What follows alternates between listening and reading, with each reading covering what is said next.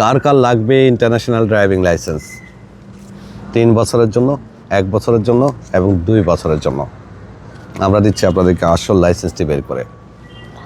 এটা আমার হাতে দেখুন, আজকেই আমাদের কাস্টমারের জন্য চলে আসছে।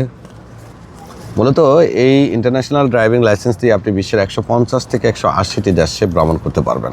এটাকে ইন্টারন্যাশনাল ড্রাইভিং পারমিট বলা হয়।